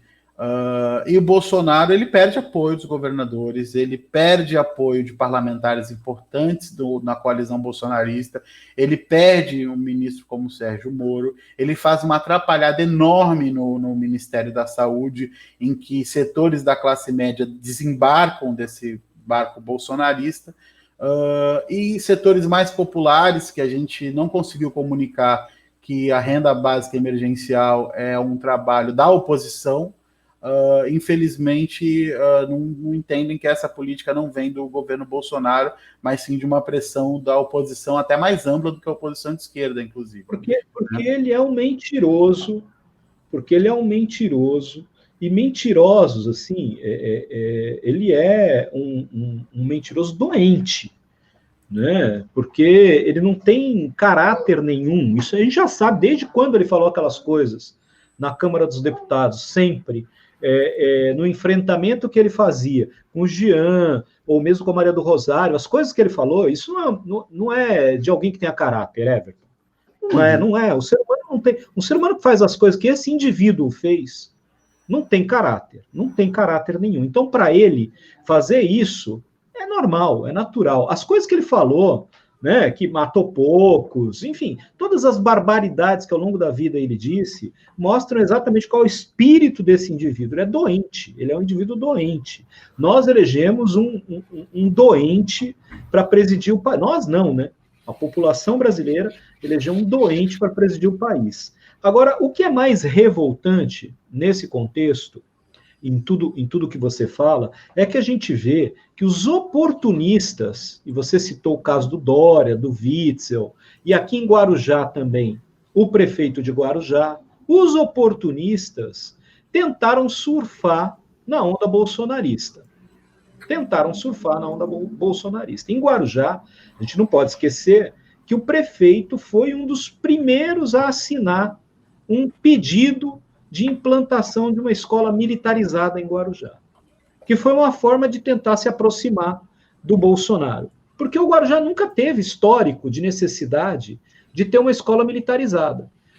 Só 500 cidades do Brasil inteiro assinaram um pedido para implantar uma escola militarizada num contexto de que seria uma escola por unidade da federação, 27 no Brasil inteiro. E ele teve a capacidade de, sem consultar ninguém, ir lá e assinar um pedido para trazer uma escola militarizada aqui. Depois chega o Bolsonaro aqui, ele vai lá tirar foto com o Bolsonaro e tal, né? Olha, seja bem-vindo. E toda vez que o presidente vem aqui, ele põe a mesma foto. Olha, presidente, tal, tô com você. Aí agora o filho do presidente vai lá e dá uma porrada, porque ele não abriu a praia para os surfistas. Aí o filho do presidente vai lá e dá uma porrada nele, aí ele fica todo doído, né, e diz que não é bem assim, veja bem, eu cuido da minha cidade. Mas quando o presidente está aí, ele vai lá tirar foto com o presidente. Quer dizer, então, esses oportunistas, eles são também responsáveis, porque no momento da luta contra esse movimento, eles estavam quietos. E quem ficou quieto, quem ficou em cima do muro, tomou um lado, que foi o lado desse movimento que ganhou a eleição aí. Então a gente precisa deixar muito claro, e aí eu queria te perguntar, nessa leitura de conjuntura que você fez, essa história de 70%, somos 70%, para onde que isso vai? Porque é óbvio que a gente precisa dar as mãos para combater o bolsonarismo, mas essa história de 70% também não é uma forma de oportunismo? Depois a gente não vai ficar aí sozinho de novo, e um monte desses aí que estão querendo se apropriar dessa luta vão permitir. O PT, eu acho que foi um dos grandes responsáveis pela eleição do Bolsonaro. A forma como conduziu o processo eleitoral para salvaguardar o partido, salvaguardou, elegeu 52, né, 54 deputados, elegeu a segunda maior bancada, né, de deputados, salvaguardou o partido, e a gente está aí na luta agora para tentar juntar os cabos, né, do país. Porque é isso que está acontecendo. Esse 70%, ele é o rebaixamento da campanha histórica aí de uma tradução mais de uma tentativa de popularizar o que a gente entende como luta de classe, do que a gente chama de mais ricos, que é a luta dos 99% contra 1%. Nós somos 99%. Nós somos a classe trabalhadora, entendeu? Não somos só 70%. E sem dúvida, tem um revival aí, um desembarque, e esse desembarque ele vai ter que ser feito nas condições que tiverem que ser feitas. Precisa de uma frente ampla para derrotar Bolsonaro, mas nós precisamos ter clareza de quais são as nossas tarefas, Walter. derrotar Bolsonaro, para nós, é parte dessa necessidade imediata do combate à pandemia, e é parte do enfrentamento que vai dizer quem paga a conta da crise. Então, nós temos que dizer desde agora já o que precisa ser dito, né? Essa crise vai ser muito profunda, o Bolsonaro vai passar, o Bolsonaro não é para sempre, e ele sabe que não é para sempre. O Bolsonaro tem uma virtude, e diferente da esquerda, quando vai para o poder, que governa pensando que vai governar para sempre, ele sabe que isso é um espasmo, que ele está ali por pouco tempo, e que ele precisa fazer tudo diante do programa da extrema-direita, o que for possível, o mais rápido possível. Então ele faz essa atrapalhada toda diante dessa perspectiva, e isso é o que está colocado, assim, mais objetivamente, né? E aí tem um desembarque aí dessa galera agora com essa campanha de 70%, mas eles estarão com a gente até uma parte da luta. Depois não vão estar. Na hora de garantir os direitos dos trabalhadores, não vão estar. Eles vão estar do outro lado. A crise vai ser muito profunda, nós vamos ver muita miséria, nós vamos ver muito desemprego. O Bolsonaro vai passar, mas a luta de classe não vai passar. A luta de classe vai ficar mais intensa, mais difícil, com mais necessidade de telado, com mais pobreza, com mais miséria, com mais sem teto, com mais criança na rua, com mais gente te pedindo dinheiro quando tu sai na rua. É isso que vai acontecer. E diante disso nós precisamos ter lado de forma violência, né? Categórica, mais violência, sem dúvida. Todo aumento de desigualdade, de desespero das pessoas provoca ondas de violências muito graves. Então, a nossa tarefa é combater o bolsonarismo e também construir uma maioria entre os nossos, né, entre aqueles que trabalham, aqueles que vendem sua força de trabalho, né, que não aceite pagar a conta da crise, que não aceite um programa que coloque a responsabilidade da crise sobre as costas da maioria. A gente construir uma maioria que entenda a importância de taxar as grandes fortunas, de taxar as grandes heranças, de fazer auditoria da dívida pública, de enfrentar os mais ricos desse país e dizer que os mais ricos, que os banqueiros, que as grandes empresas, que aqueles que lucraram tanto nesses últimos todos os anos, paguem a conta da crise que foi gerada na lógica deles, na lógica capitalista, e não na nossa lógica, porque os trabalhadores não pararam em nenhum momento, eles trabalham sempre que tem emprego, eles continuam tentando construir sua vida, tentando garantir a sua sobrevivência. Então essa crise não foi gerada por nós, essa crise foi gerada por uma elite econômica que precisa pagar por ela. E ela sai ganhando, ela continua ganhando. Uhum. E ela sai mais rica ainda desse momento, enquanto a classe média e os mais vulneráveis vão sair mais pobres. A concentração de riqueza tende a aumentar. De tudo que você está falando, tem que ficar bem claro isso também, né? Porque, além de todos os problemas sociais e econômicos que estão acontecendo e que serão um legado da pandemia e da condução equivocada da política econômica, que foi começada em 2015, que a gente tem que deixar isso claro, né? Aliás, em 2014, quando Dilma opta por colocar Joaquim Levy e neoliberalizar um pouco mais o governo dela, e depois acentua-se a recessão econômica como mecanismo de proteção da economia, não sei de quem que eles estavam querendo proteger a economia, para quem que eles estavam querendo proteger a economia, não era para a população, não era para a classe trabalhadora, mas o que nós estamos colhendo hoje é isso. Nós estamos colhendo esse grande erro na condução da política econômica. E entra o Bolsonaro, e precisa ficar claro isso. Quando Paulo Guedes assume, ele não muda a forma de condução da política econômica. Ele acentua ainda mais esse mecanismo de neoliberalismo.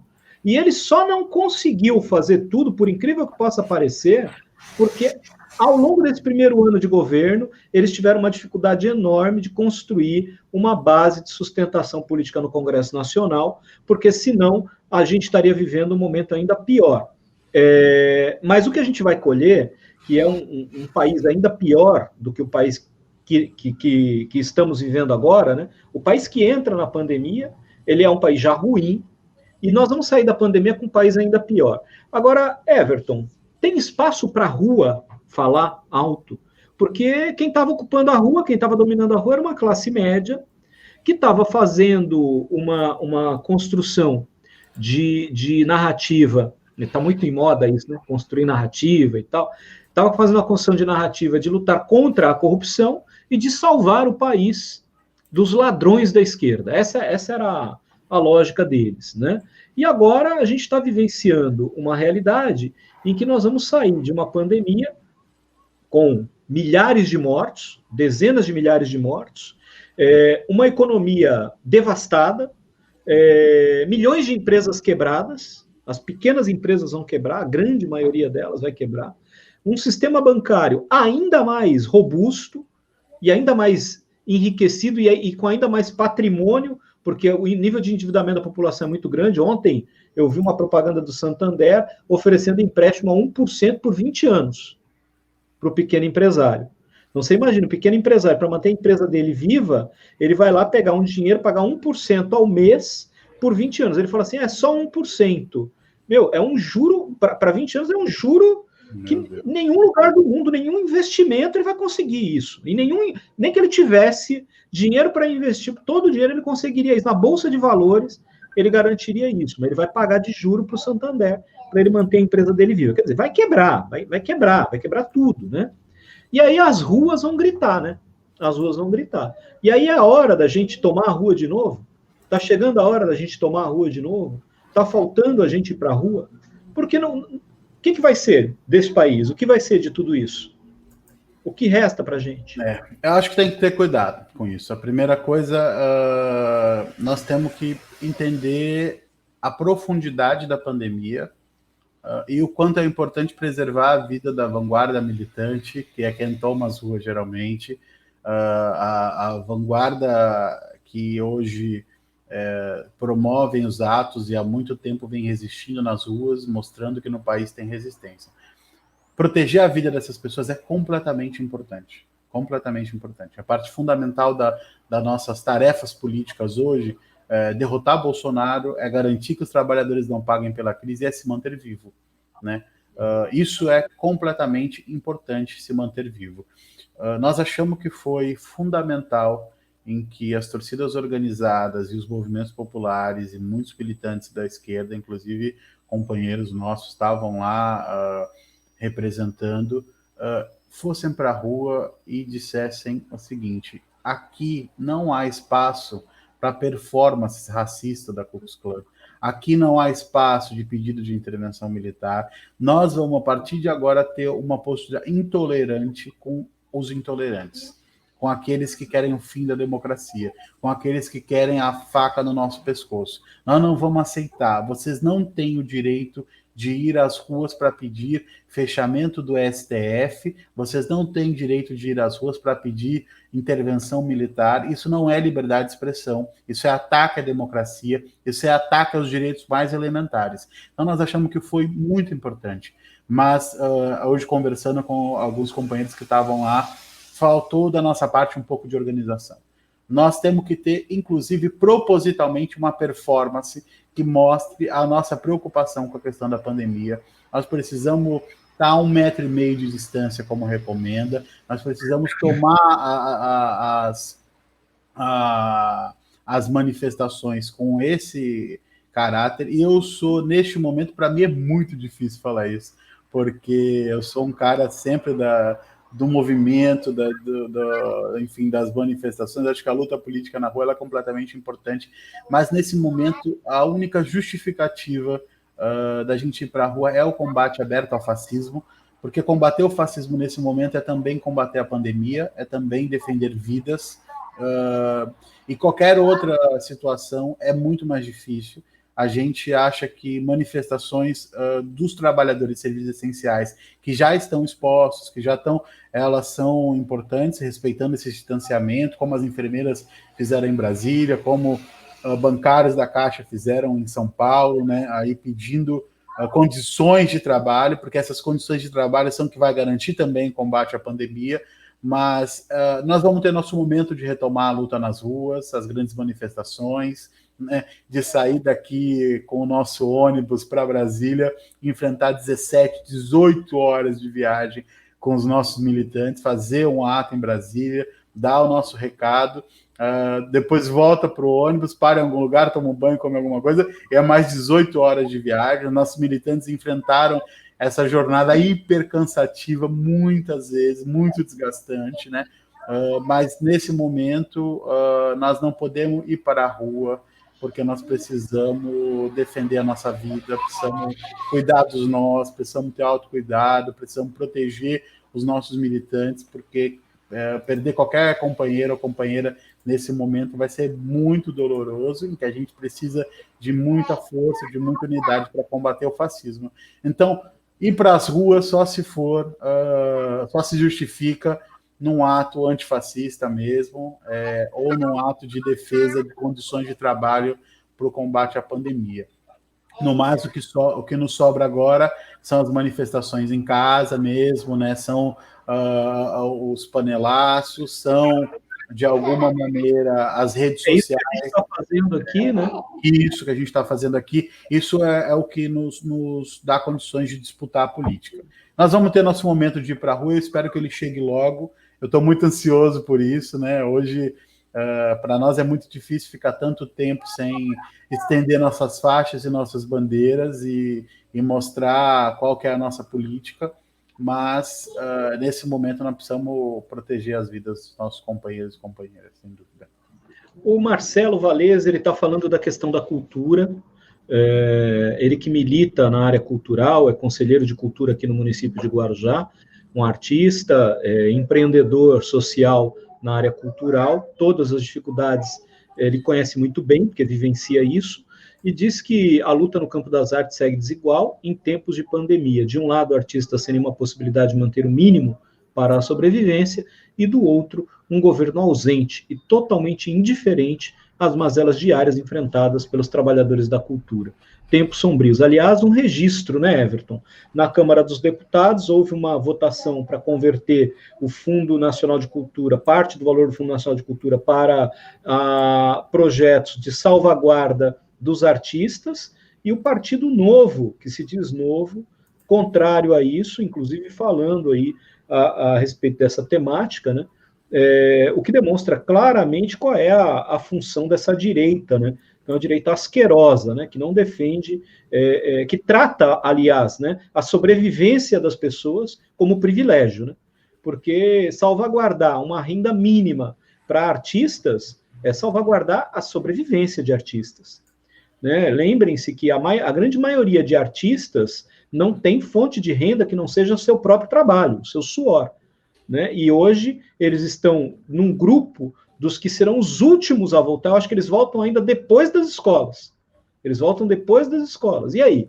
Eles não podem ter o direito de nenhum tipo de amparo, de ajuda? Isso é privilégio para eles? Quer dizer, é absurdo, né?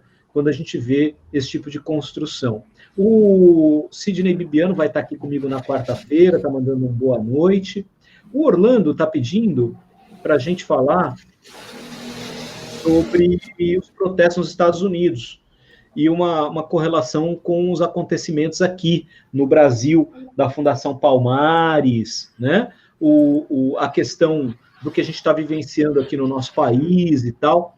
E a gente tem um comentário aqui também, um boa noite da Maria de Lourdes, boa noite, querida, boa noite do Matheus Vicente, e temos um comentário aqui, né? O Reginaldo está dizendo que discorda, direito tem, mas não deve, não é de bom tom. Eu não entendi aqui sobre o que ele falou, mas eles proibiram cercear o direito à livre expressão e o direito de ir e vir. A questão das manifestações sobre o STF e defesa da ditadura militar. Está muito claro isso, né, Everton? Uma coisa é direito à livre manifestação e outra coisa é defender o indefensável, é defender o que a lei proíbe que seja defendido, né? Porque você não pode brincar com coisa séria. Por exemplo, se você for na Alemanha com o seu direito de livre manifestação para defender o nazismo, você vai ser preso, meu camarada. Não tem conversa. entendeu? Você pode criticar as instituições? Pode, mas você não pode ameaçar um ministro do STF, como eles estão ameaçando, né? O direito de crítica existe, eu chamo esse presidente do que eu quiser chamar, eu chamo do que eu quiser chamar, é o meu direito de livre expressão. Mas se eu tenho um mandato parlamentar, eu tenho que tomar cuidado com o que eu falo, né? Eu vi hoje, por exemplo, um capitão, eu fiz até um comentário, porque ele soltou lá uma postagem em que ele fala uma inverdade, ele fala uma mentira numa postagem. Eu fiz um comentário falando para ele o seguinte: o senhor tem um mandato popular, o senhor foi eleito, o senhor não pode mentir. O senhor não pode mentir. Ah, mas é livre manifestação de opinião. Não existe opinião quando é informação. Não existe opinião. Compreende? Opinião é mentira. Você está mentindo? Isso não é opinião, meu. Isso é mentira. Sobre a crítica ao STF, né? Quem mais faz crítica ao STF do que nós, né? O STF foi quem chancelou e carimbou todos os ataques aos trabalhadores até aqui. Nós temos pavor a como as coisas funcionam no STF também.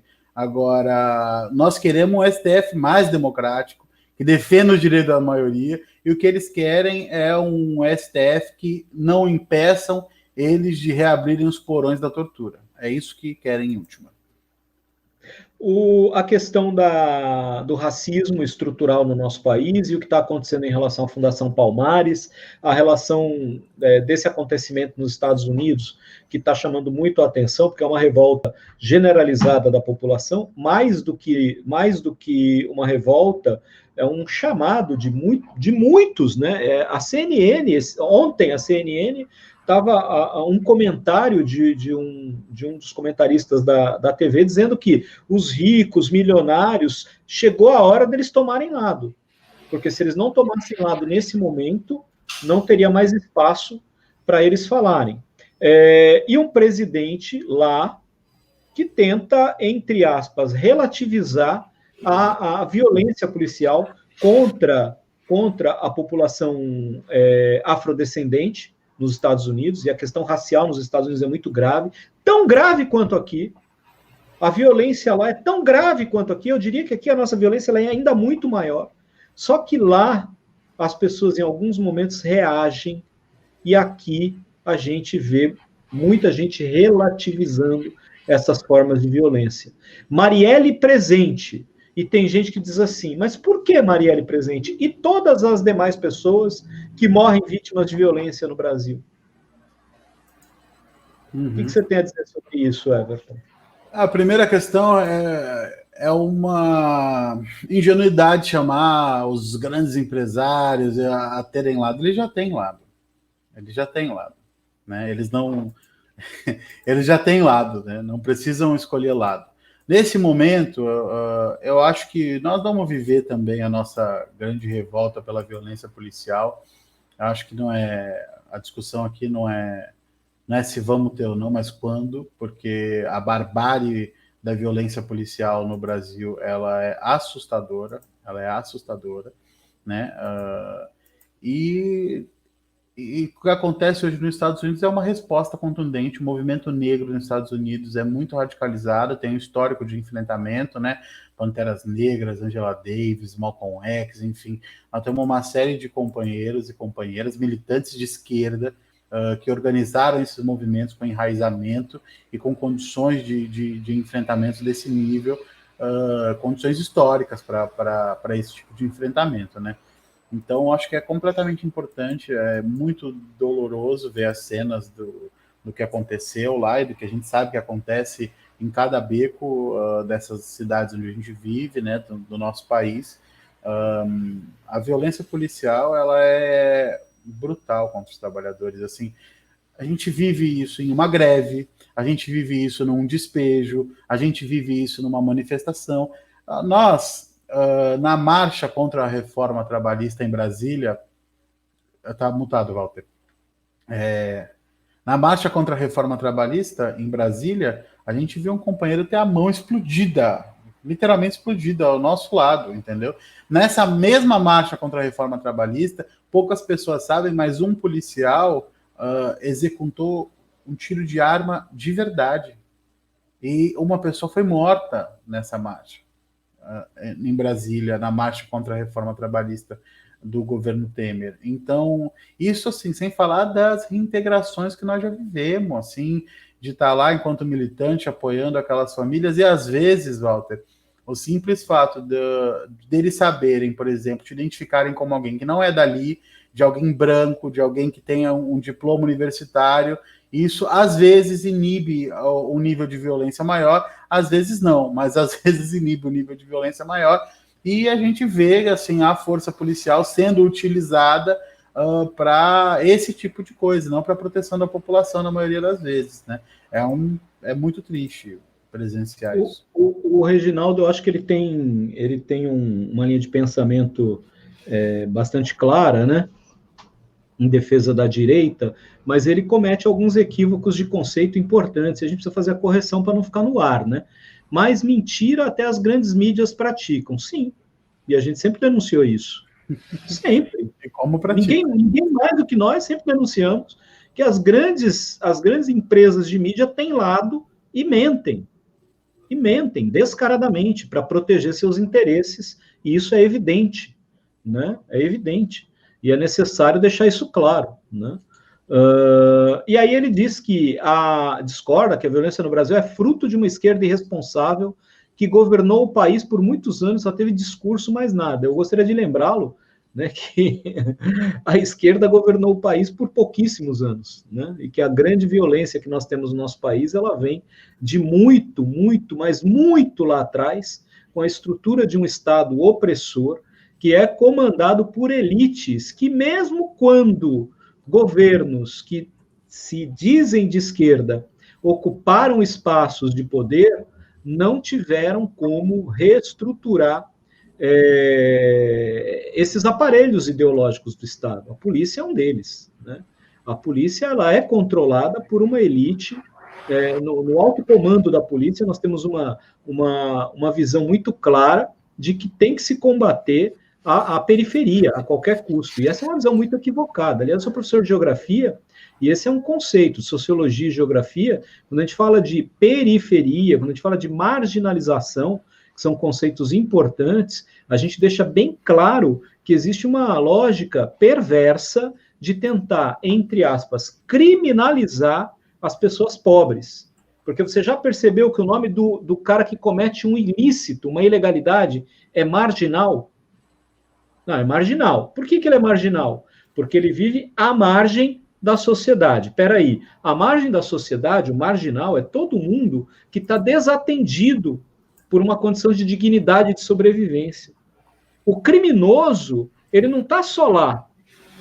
O criminoso do colarinho branco também é criminoso, né? E esse não é chamado de marginal. Quer dizer, então é muito claro tudo isso, né? As operações policiais, né? Como a polícia entra na favela, como as pessoas morrem na periferia. E você não vê uma criança morrendo de tiro perdido num condomínio de alto padrão na Barra da Tijuca. Mas constantemente a gente vê crianças e adolescentes morrendo, vítimas de operações bárbaras da polícia nas periferias, nas favelas, nas comunidades. Não é muito diferente do que acontece por aqui.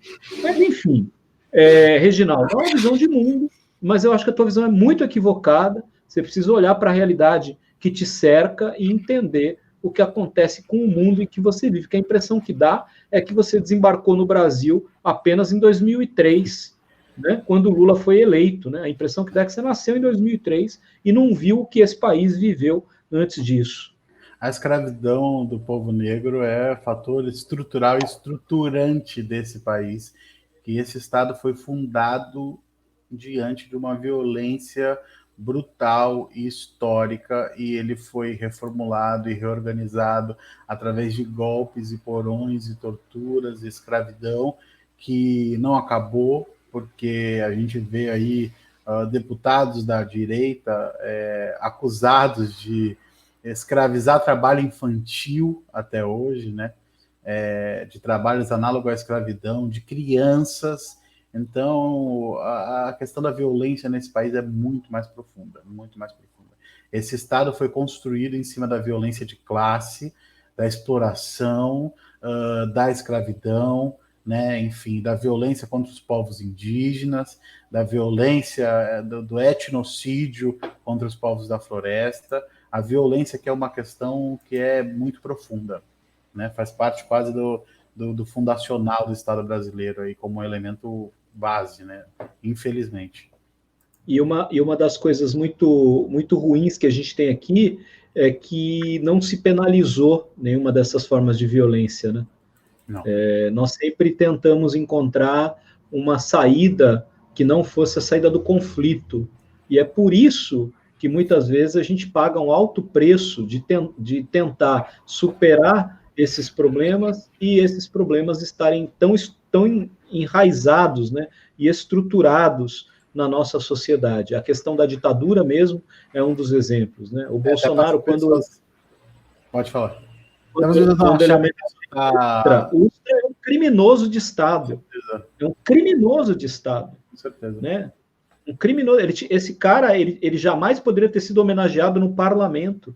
Ele deveria ter sido julgado por crime de genocídio, crime contra a humanidade.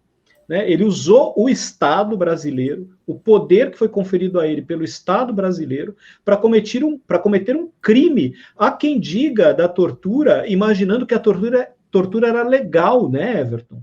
Que é um grande equívoco de muita gente dizer assim, tem que voltar a ter uma ditadura. Nem a ditadura permitia a tortura. A ditadura não permitia, não era legal a tortura era um ato ilegal. Ilegal. Era um ato ilegal. Então, mas, gente... para as pessoas não acharem que isso é uma coisa distante de nós e muito longe e tal, a Comissão da Verdade, que deveria ter sido Comissão da Verdade e Justiça, né, a justiça foi suprimida, ninguém respondeu pelos crimes de tortura, mas nós temos aqui o Forte dos Andradas, no Guarujá, que foi palco fundamental de tortura, e Raul Soares também, aqui, que torturou diversos militantes, diversos lutadores sociais aqui na Baixada Santista. No Forte dos Andradas morreu um grande companheiro, Bacuri, Eduardo Collen Leite, depois de 109 dias de tortura em cima de um único homem. 109 dias de tortura. Ele se entrega para salvar a companheira dele que estava presa e grávida, e ele é barbaramente torturado. Depois a ditadura militar implanta uma notícia nos jornais de que ele tinha fugido da prisão do Forte dos Andradas, quando na verdade eles implantam, mostram o jornal para ele, olha aqui, e agora nós vamos te matar, depois de 109 dias de tortura, com Eduardo completamente desfigurado, já sem poder andar, já completamente violentado de todas as formas que a gente pode imaginar. Então, a violência no Brasil é um treco que vem de longe, infelizmente. É desesperador, né? As pessoas que sentem... É muito difícil, cara, falar assim.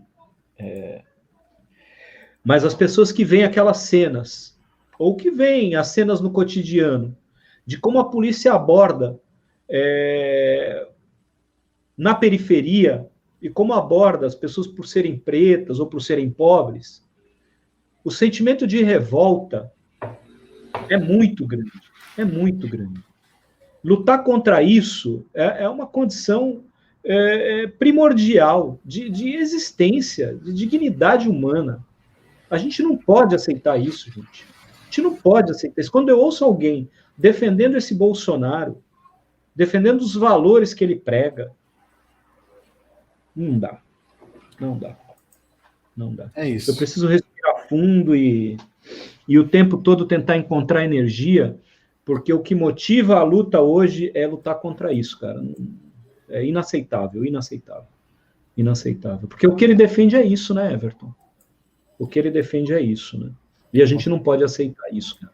Já basta a violência que a gente tem que tentar enfrentar da desigualdade social, da desigualdade econômica, da miséria, da fome, da exploração, né? De gente que acumula tanta riqueza e tantas pessoas dignas tentando sobreviver, ter um prato de comida e não tem. Já basta ter que lutar contra tudo isso, que já não é fácil, é extremamente difícil, porque o mundo inteiro luta contra isso. E a gente aqui no Brasil ainda tem que lutar para que as pessoas, por serem pretas, tenham o mesmo direito que as outras, tenham o direito de viver, tenham o direito de circular, tem o direito de estudar, tem o direito de ser alguém, tem o direito de ter acesso a um atendimento médico, porque até isso é negado a essas pessoas. Até isso é negado a essas pessoas. Então, não dá. A gente não pode se calar, a gente tem que continuar lutando, né? É isso. E a luta contra Bolsonaro é a luta a favor dos direitos humanos, é a luta a favor das pessoas, é a favor da vida.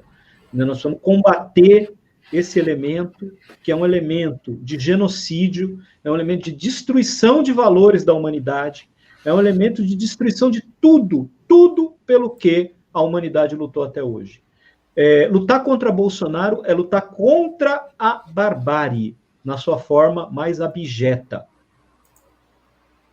Então nós temos que dar as mãos para buscar essa saída. No meio disso tudo, a gente ainda tem uma coisa que eu sempre me emociono muito de falar, que é a luta por justiça, né, pela barbaridade da violência, né, que acometeu com tiros de submetralhadora uma companheira que vinha das favelas do Rio de Janeiro, que se formou, que conquistou o mandato de vereadora, como uma das vereadoras mais votadas do Rio de Janeiro, que tinha um trabalho exemplar na Câmara, inclusive era uma pessoa que apostava muito na economia solidária, quando a gente estava falando aqui, e que hoje deixa aí uma família, deixa a Mônica, deixa a dona Marinete, deixa uma série de militantes empenhados em nós não vamos desistir, não vamos parar enquanto a gente não souber quem mandou matar a Marielle, né? Quais foram as motivações políticas dessa... Por quê? Porque quem mandou, né, o vizinho do presidente matar a Marielle Franco, né? Da onde que veio isso e por quê? Isso é uma luta fundamental para nós nesse momento também e que conflui com esse debate sobre violência, né? A vida da Marielle foi tirada e desperdiçada, né? Cruelmente pela violência, uma violência que está muito associada a esse exercício do poder perverso, que é um poder que não aceita o contraditório, que não aceita a disputa, e uma disputa necessária que tem que ser feita. Mas, principalmente, quando a gente fala de Marielle, a gente está falando das demais vidas que também foram perdidas e que são perdidas todos os dias. E quando alguém me questiona, né, mas por que Marielle? Porque é exatamente a visibilidade da morte de Marielle que permite que muita gente compreenda e veja essas mortes invisíveis do cotidiano, da violência urbana, da violência contra os mais pobres, desse tipo de situação que ganha os jornais, mas tem tanta violência que não ganha os jornais, que acontece no cotidiano, que acontece no dia a dia. E Marielle é a representação dessa luta. Ela é uma semente que faz florescer a dignidade humana na luta contra esse tipo de violência. Então, Marielle presente, Marielle e Anderson, porque a gente não pode esquecer, né? A gente não pode esquecer do companheiro Anderson, que também foi morto junto com Marielle, e a gente ainda há de descobrir a verdade. Um dia a gente há de descobrir a verdade. Marielle ainda vai colaborar muito nessa luta contra o Bolsonaro, você pode ter certeza. Eu tenho certeza. Everton, muito obrigado, camarada, pelo bate-papo. Eu espero que a gente tenha outras oportunidades em outros momentos, né, de conversar. Desculpa pela emoção em alguns momentos aí, né? Muito obrigado a todos também que contribuíram, participaram, né? Espero que a gente tenha atendido nas discussões a elucidar a opinião para todos, né? E queria que você fizesse suas considerações finais. Acho que a gente deixou claro aqui que nós temos algumas tarefas, né? Enfrentar Bolsonaro hoje é enfrentar o fascismo, né? Enfrentar um programa econômico que jogue nas costas da classe trabalhadora a conta dessa crise gerada na lógica capitalista, gerada na lógica desse sistema desregulamentado, justiça por Marielle, né? Sem dúvida, né? Uma tarefa fundamental, e tarefa fundamental também para nós cuidarmos uns dos outros, protegermos as nossas vidas e defender a quarentena geral. Eu acho que esse é o resumo, o encaminhamento prático das nossas tarefas enquanto militante, dessa live que a gente teve aqui hoje. Foi muito bom estar aqui contigo, Walter. É sempre muito bom bater esse papo, muito importante, né? Tu é um cara com uma qualidade política fundamental. Eu reafirmo aqui a nossa felicidade em poder ter você aí nos quadros do PSOL, ajudando a gente nessa luta diariamente, né? A gente tem tanto autocuidado um com o outro que recentemente a prefeitura resolveu despejar famílias em meio à pandemia, e o Walter disse assim, não, eu posso ir, vocês precisarem de ajuda? Eu digo, não, meu camarada, fica tranquilo, fica em casa, vamos revezar, vamos ver quem que pode ir. Eu acho que essa é a nossa tarefa. Em alguns momentos a gente acaba tendo que quebrar, né? No momento de campanha de combate à fome, a gente teve que quebrar a pandemia. No momento de despejo, que é um momento de desespero, nós tivemos que quebrar a quarentena, mas nós precisamos ter cuidado, muito cuidado ao fazer essas coisas, né? Muito cuidado, muito autocuidado e muito cuidado uns com os outros, porque cada militante de esquerda, cada pessoa que entende a necessidade de derrotar o Bolsonaro para defender a vida, são vidas completamente importantes para a luta política dos nossos tempos. Então, mantenham-se seguros, cuidem-se, e temos uma grande tarefa aí, que é derrotar Bolsonaro para que ele não nos derrote.